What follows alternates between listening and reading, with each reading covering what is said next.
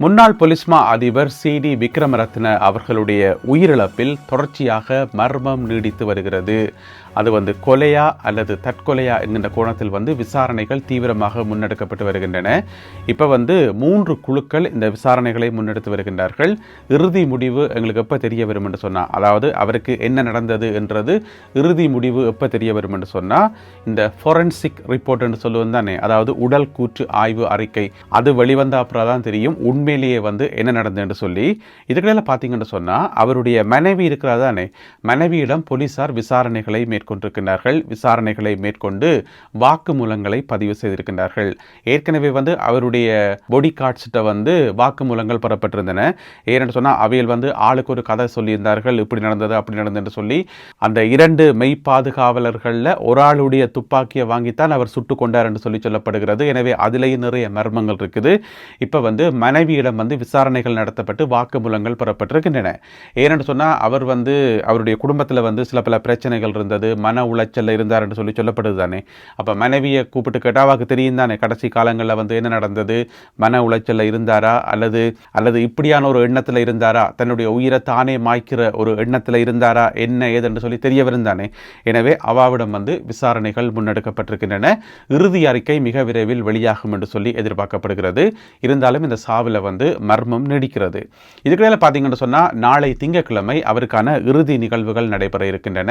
அந்த இறுதி நிகழ்வு முழுமையான போலீஸ் மரியாதையுடன் நடைபெறும் என்று சொல்லி இப்பொழுது அறிவிக்கப்பட்டிருக்கிறது. அதாவது ஒரு முன்னாள் பொலிஸ்மா அதிபர் என்கின்ற ரீதியில் அவருக்கு என்னென்ன மரியாதைகள் எல்லாம் வழங்கப்படணுமோ அவ்வளவு மரியாதைகளும் போலீஸ் மரியாதைகளும் வழங்கப்பட்டு இறுதி நிகழ்வுகள் நாளை நடைபெறும் என்று சொல்லி அறிவிக்கப்பட்டிருக்கிறது. இன்று ஞாயிற்றுக்கிழமை அவருடைய உடல் கொழும்பு பொரளை பகுதியில் இருக்கக்கூடிய ஒரு தனியார் மலர்ச்சாலையில் பொதுமக்களுடைய அஞ்சலிக்காக வைக்கப்பட்டிருக்கிறது. எனவே அவருடைய உடலுக்கு பொதுமக்கள் அஞ்சலி செலுத்தலாம். இதுக்கிடையில் பார்த்தீங்கன்னு சொன்னால், ஏற்கனவே ஒரு முடிவு ஒன்று எடுக்கப்பட்டது என்னென்று சொன்னால், அவருடைய இறப்பு தனக்குத்தானே ஏற்படுத்தி கொண்ட இறப்பு என்று சொல்லி அப்படி இருக்குமாக இருந்தால் அவருக்கு போலீஸ் மரியாதை கொடுக்கறே இல்லை. அப்படி இல்லை, வேறு விதமாகத்தான் அவருடைய உயிரிழப்பு நடந்தது, வேறு யாராவது சுட்டு அவர் உயிரிழந்திருந்தா அந்த மாதிரி நடந்திருந்தால் போலீஸ் மரியாதை வழங்கலாம் என்று சொல்லி ஆரம்பத்தில் தீர்மானிக்கப்பட்டிருந்தது. இப்போ பார்த்தீங்கன்னு சொன்னால், போலீஸ் மரியாதை வழங்குற என்று சொல்லி முடிவெடுக்கப்பட்டிருக்கிறது. எனவே அதுக்கு பின்னாலேயும் ஏதாவது மர்மம் இருக்கா என்ற ஒரு கேள்வி எல்லார் மத்தியிலையும் இருக்குது. எனவே முழுமையான விசாரணை அறிக்கைகள் வெளிவந்த பிறகுதான் உண்மை என்னன்றது எங்களுக்கு தெரிய வரும். உங்களுக்கு தெரியும், இலங்கையில் முக்கியமான சாட்சிகள் எல்லாருமே இந்த மாதிரி மர்மமான முறையில் அடுத்தடுத்து உயிரிழந்து கொண்டே வருகின்றார்கள். அந்த அடிப்படையில் தான் இவருடைய உயிரிழப்பும் தொடர்ந்து மர்மமாகவே உள்ளது. அடுத்ததாக, போதைப் பொருட்கள் கைப்பற்றப்பட்டமை சம்பந்தமாக 3 சம்பவங்கள் இடம்பெற்றுள்ளன. கடந்த 24 மணி நேரத்தில் 3 சம்பவங்கள் இடம்பெற்றிருக்கின்றன. 3மே பரபரப்பான சம்பவங்கள். முதலாவது பார்த்தீங்கன்னு சொன்னால், ஒருத்தர் மலேசியாவிலிருந்து இலங்கைக்கு போதைப் பொருட்களை கடத்தி கொண்டு வந்துக்கார். ரகசியமான முறையில், நுட்பமான முறையில் சூட்கேஸுக்குள்ளே மறைச்சு நேற்று சனிக்கிழமை காலமை 9:30 மணிக்கு கட்டுநாயக்கா விமான நிலையத்தில் இறங்கியிருக்கிறார். எங்கே என்று சொன்னால், கோலாலம்பூர்லேருந்து, மலேசிய தலைநகர் கோலாலம்பூர்லேருந்து துபாய்க்கு போய் துபாயிலிருந்து இலங்கைக்கு வந்திருக்கிறார். அவரிடமிருந்து கைப்பற்றப்பட்ட போதைப் பொருட்களினுடைய பெறுமதி பார்த்தீங்கன்னு சொன்னால் 9 கோடியே 8 லட்சம் ரூபா என்று சொல்லப்படுகிறது.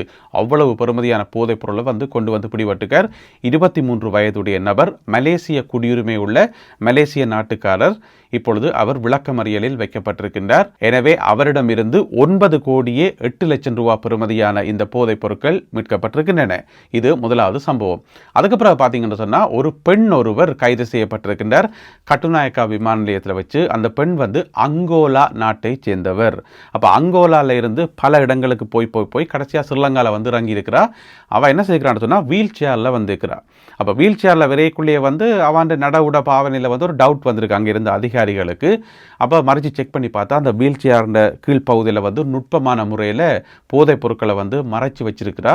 உடனடியாக அவாட்ட விசாரணை நடத்தும் போது அவாவே ஒப்புக்கொண்டுட்டா. இந்த மாதிரி தான் நான் கொண்டு வந்தேன், இன்னென்ன போதைப் பொருட்களை கொண்டு வந்தேன் சொல்லி சொன்னது மட்டும் இல்லாமல் இன்னும் ஒரு தகவலை சொல்லியிருக்கிற அந்த மறைச்சி சோதனை போட்ட அதிகாரிகளுக்கு இன்னும் கொஞ்சம் போதைப் பொருட்களை நான் விழுங்கி விட்டுருக்கேன், வயிற்று கிடக்கு என்று சொல்லியிருக்கிறா.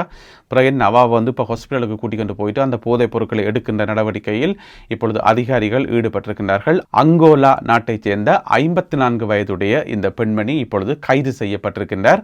இவா டோஹா கட்டார் அங்கிருந்து வந்திருக்கிறா கொழும்புக்கு. அடுத்தது ஹிரண என்று சொல்லப்படுற இடத்துல ஒருவர் கைது செய்யப்பட்டிருக்கிறார். 18 கிலோ ஐஸ் ஐஸ் போதைப் பொருளுடன் 18 கிலோ ஐஸ் போதைப் பொருளையும் கொண்டு எங்கேயோ இடத்துக்கு போயிருக்காரு, விற்கிறதுக்கு போயிருப்பார். போகிற இடத்துல வந்து இப்போ தான் நாடு முழுக்க வந்து முழு நாடும் ஒன்றாக என்று சொல்லி சோதனை நடவடிக்கைகள் எல்லா இடம் நடக்குது தானே, அதில் வந்து பிடிபட்டு போயினார். பிடிபட்ட ஆளை செக் பண்ணி பார்த்தா 18 கிலோ ஐஸ் போதைப் பொருள் வச்சிருந்திருக்கார். குற்றப்புலனாய்வு பிரிவினர் தான் இவரை வந்து கைது செய்திருக்கின்றார்கள். பாணந்துறை பகுதியில் வைத்து இவர் கைது செய்யப்பட்டிருக்கார். இவருக்கு வந்து 26 வயது. எனவே கடந்த 24 மணி நேரத்தில் இந்த 3 முக்கியமான நபர்களும் வந்து கைது செய்யப்பட்டிருக்கின்றார்கள். எல்லார்ட்டையும் இருந்து கைப்பற்றப்பட்ட போதைப் பொருட்களோட பெறுமதியை பார்த்தீங்கன்னு சொன்னால் பல கோடி வரும். எனவே விசாரணைகள் தொடர்ந்து இடம்பெற்று வருகின்றன. பயங்கரவாத தடை சட்டத்தின் கீழே கைது செய்யப்பட்டு கடந்த 15 வருடங்களாக தடுத்து வைக்கப்பட்டிருந்த ஒரு தமிழ் இளைஞர் ஒருவர் இப்பொழுது விடுவிக்கப்பட்டிருக்கின்றார். அதாவது பிணையில் விடுவிக்கப்பட்டிருக்கின்றார். பயங்கரவாத தடை சட்டத்துக்குள்ள கைது செய்யப்பட்ட ஒரு ஆளுக்கு வந்து பிணை கிடைக்கிறதுன்றது நாங்கள் இப்போ தான் முதல் முறையாக கேள்விப்படுறோம். ஆனால் ஏதோ ஒரு அபூர்வமாக அவருக்கு பிணை கிடைத்திருக்கிறது. இருந்தாலும் கடந்த 15 வருடங்களாக அவர் சிறைக்குள்ளே இருந்திருக்கிறார். 2009ஆம் ஆண்டு ஆகஸ்ட் மாதம் இவர் வந்து கைது செய்யப்பட்டிருக்கார். இவருடைய பேர் வந்து தனுஷ் என்று சொல்லி கூப்பிடுறதாம். சொந்த பேர் வந்து தம்பையா பிரகாஷ் தனுஷ் என்று கூப்பிடுறவர். அப்போ வந்து பிணையில் விடுவிக்கப்பட்டிருக்கின்றார். ஆனால் கடுமையான நிபந்தனைகளோட. என்னென்ன நிபந்தனைகள் என்று பார்த்தீங்கன்னு சொன்னால், முதலாவது 4 சரீர பிணை, 4 பேர் வந்து பிணை வச்சு எடுக்கணும். இது முதலாவது. 2வது வந்து 2 லட்சம் ரூபா ரொக்கப்பணம், அது பிரச்சனை இல்லை, அதை கொடுத்துட்டு போகலாம். அடுத்தது பார்த்தீங்கன்னு சொன்னால் ஒவ்வொரு 2 கிழமைக்கு ஒருக்கா போயிட்டு சைன் வைக்கணும். அங்கே பயங்கரவாத தடுப்பு பிரிவில் போயிட்டு சைன் வைக்கணும். அதுக்கு பிறகு பாஸ்போர்ட்டை வந்து அவர்கள் வாங்கி வைத்திருக்கிறார்கள். பாஸ்போர்ட் கொடுக்க முடியாது, வெளிநாட்டுக்கெல்லாம் போகக்கூடாதுக்காக. இப்படியான கடுமையான நிபந்தனைகளுடன் அவர் இப்பொழுது பிணையில் விடுவிக்கப்பட்டிருக்கார். இவர் மேலே சாட்டப்பட்ட குற்றச்சாட்டுகள் என்னென்னு சொன்னால், அது எக்கச்சக்கமான குற்றச்சாட்டுகள். மொத்தம் வந்து 230 குற்றச்சாட்டுகளாம். 1 இல்லை 2 இல்லை 230 குற்றச்சாட்டுகள். பயங்கரவாதத்துக்கு உதவியாக இருந்தார், ஊக்குவித்தார் அப்படி என்று சொல்லி இந்த மாதிரியான குற்றச்சாட்டுகள்லாம். அதில் வந்து அவசர கால சட்டத்துக்கு கீழே 115 குற்றங்களும், பயங்கரவாத தடை சட்டத்துக்குள்ள இன்னும் ஒரு 115 குற்றங்களும் என்று சொல்லி 115 230 குற்றங்கள் என்று சொல்லி அவர் மேலே சாட்டப்பட்டிருக்கிறது.